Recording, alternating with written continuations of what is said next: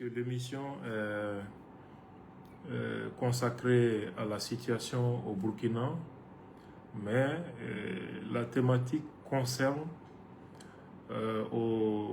des personnes au-delà même du Burkina et même de l'Afrique. Donc pour cette raison, il y a deux raisons qui m'ont amené à penser que cette émission doit être conduite en français. La première raison, au Burkina Faso, on peut atteindre plus de personnes en nous exprimant en français qu'en djoula. Parce que le djoula est largement parlé et compris notamment à Bobo Dioulasso. La deuxième raison, s'il s'agit des Maliens, j'ai suffisamment parlé de ces notions, de ces thèmes aux Maliens. Ça fait des années que je ne fais que développer, analyser ces sujets dans les langues nationales à l'attention du public malien.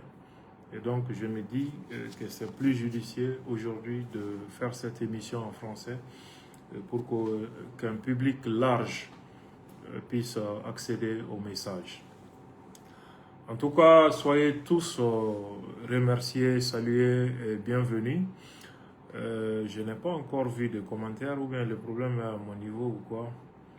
Je vois beaucoup de gens arriver, on est déjà à 700 personnes en direct. Si certains peuvent déjà confirmer si le volume est bon, parce que ça me permet de savoir que vous me recevez 5 sur 5 et qu'on peut aller dans les détails. Alors, nous allons parler d'un seul thème, mais ce thème aussi a plusieurs sous-thèmes. À commencer par le thème est le suivant, fondement religieux du terrorisme. Si vous prenez le terrorisme, c'est un phénomène. Il y a un peu tout dedans. Les fondements ne sont pas que religieux.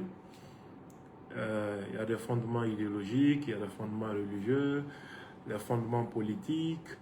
Mais ce qui nous intéresse aujourd'hui, ça c'est les fondements religieux du terrorisme, c'est-à-dire les cadres narratifs des actions terroristes qui permet de justifier, de rendre moralement acceptable la violence, de recruter, de justifier les actions violentes posées.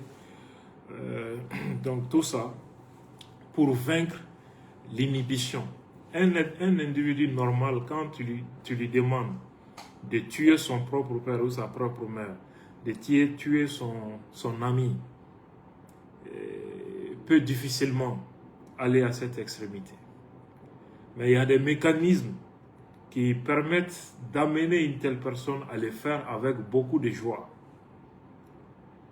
Ça, ces mécanismes mentaux, c'est ce qu'on va essayer d'expliquer dans ce direct. Ce qu'on appelle l'inhibition, comment vaincre l'inhibition pour devenir un assassin, devenir un bourreau, un criminel, pour tuer en grand nombre sans jamais se sentir coupable de quoi que ce soit, n'est-ce pas? Parfois même tuer ses propres parents et croire qu'on est en train de poser une action bénéfique, une action glorieuse, une action qui a plus de mérite auprès de Dieu, qui nous permet de nous ouvrir les portes du paradis, etc. Un individu qui est capable de faire ça, c'est que tout se passe dans le cerveau. Si vous voyez que vous êtes incapable de faire ceci ou cela, vous avez honte ou peur de faire ceci ou cela, c'est parce que dans votre tête, c'est écrit quelque part que c'est mauvais, que c'est honteux. Et c'est justement ce que les idéologues du terrorisme vont essayer d'enlever pour mettre dans votre tête que ce que vous faites est bien, qu'il faut tuer pour aller au paradis, qu'il faut tuer pour se faire élire par Dieu, pour avoir les 72 vierges du paradis qui sont magnifiquement décrites par les narrations de ces idéologues terroristes. Donc, ce qui fait qu'un individu ainsi préparé mentalement et idéologiquement est capable de faire tout et n'importe quoi. C'est pour cette raison que Voltaire a dit: ceux qui peuvent vous faire croire en des absurdités pourront vous faire commettre des atrocités. Alors, le thème fondement religieux du terrorisme subdivise en 4 sous-thèmes tels que nous allons les voir aujourd'hui. D'abord, le premier point, comment le travail idéologique précède toujours la lutte armée et pourquoi. C'est-à-dire, partout où vous verrez les terroristes en train de combattre avec des armes, ça ne vient pas du jour au lendemain. La lutte armée est l'aboutissement d'un processus de préparation idéologique et qui permet au mouvement de s'implanter, de mobiliser les soutiens populaires, de souffrir une certaine forme d'onction populaire avant de passer à l'acte. Donc, ça c'est important. C'est cette première phase du processus d'action terroriste que beaucoup ne connaissent pas. Ils pensent que ça a commencé à partir de la lutte armée, alors que ça c'est une erreur que beaucoup de personnes commettent. Et si vous voyez le jour où les terroristes vont décider de prendre des armes contre un pays, ça trouvait qu'ils ont fait au minimum 20 ans en train de propager l'idéologie et de s'implanter sur les territoires. Deuxième point, nous allons essayer de voir la conception que ces terroristes ont de l'espace et de la victoire. Parfois, nous pensons que nous avons remporté la victoire sur eux, alors que eux, ils n'ont pas la même façon de définir la victoire comme nous. Ils ont leur propre doctrine en la matière. Nous avons notre conception de l'espace. C'est-à-dire pour nous, le territoire du Mali est clairement défini. Ceux qui sont dans les limites des frontières du Mali sont des Maliens. Ils n'ont pas le droit d'aller ailleurs pour aller revendiquer quelques droits que ce soit ou commettre quelques actes que ce soit qui soient contraires à la législation de ce pays. Voilà comment nous avons conçu l'espace, c'est-à-dire l'État-nation. Et chaque autorité politique exerce sa souveraineté dans les limites territoriales internationalement reconnues. Mais pour les terroristes, la réalité est tout autre. Ils ne se reconnaissent pas dans les frontières qui séparent les pays. Ils ont leur propre conception de l'espace. C'est pour cette raison que beaucoup se posent la question, mais pourquoi vous n'êtes pas malien, vous venez tuer les gens au Mali, pourquoi vous n'êtes pas burkinabé, pourquoi vous n'êtes pas nigérien, pourquoi vous n'êtes d'ailleurs pas africain, mais vous venez tuer les gens en Afrique, soit disant que vous faites les djihad. Ils ont leur conception de l'espace que beaucoup de personnes ne voient pas. En plus de ça, nous allons essayer de voir quelle est la vision takfiriste. On a coutume d'entendre les gens dire, voilà, le Mali est un pays 95% musulman, mais pourquoi vous venez faire les djihad ici? Pourquoi vous venez tuer les musulmans alors qu'il y a des mosquées partout? Voilà, les gens se posent des questions comme ça. Ils ne savent pas quelle raison logique et idéologique est derrière ces actions terroristes. Il y a une raison qui fait que une population qui se fait appeler musulmane peut être désignée comme population mécréante par les terroristes. et ils ont leur justification à travers les interprétations radicales des textes musulmans. C'est cette vision qu'on appelle le takfirisme. Déclarer un musulman comme mécréant pour justifier son assassinat.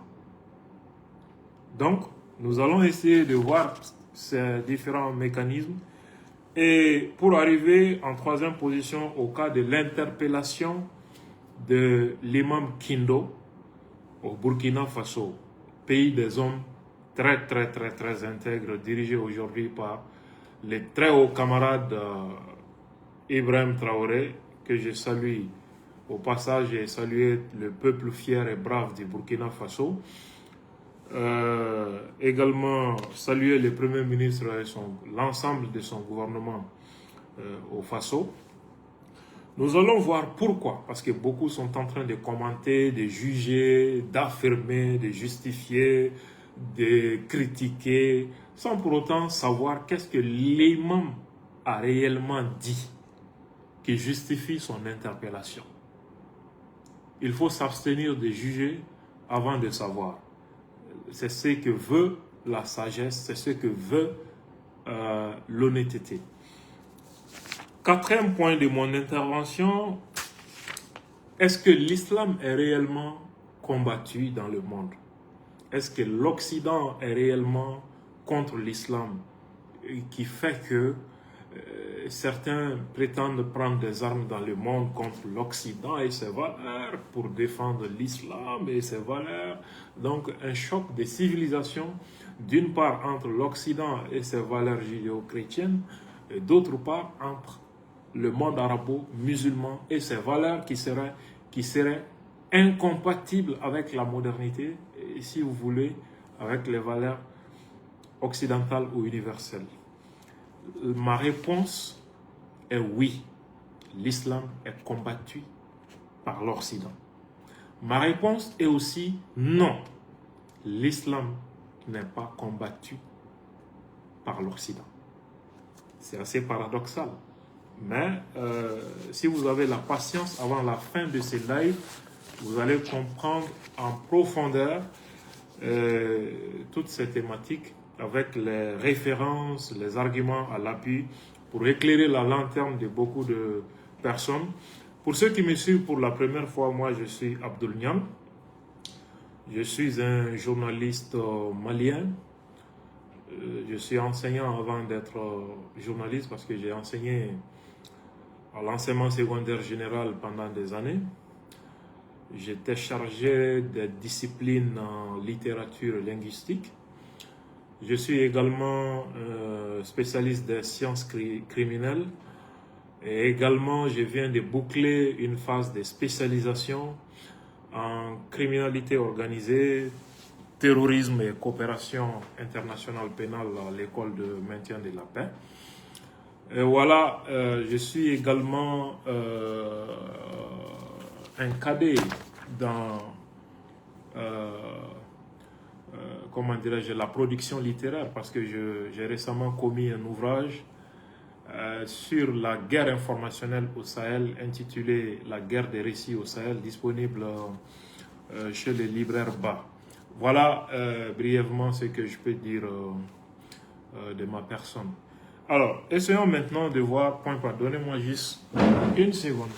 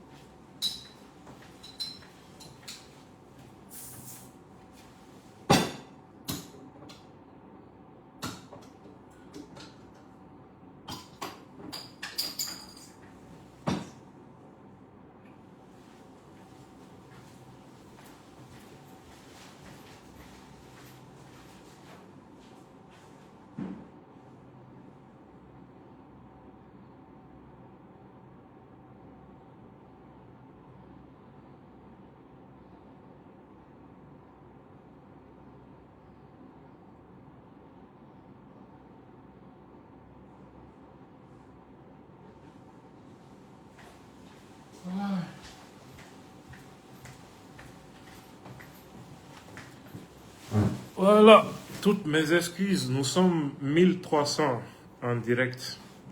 Merci de votre constance.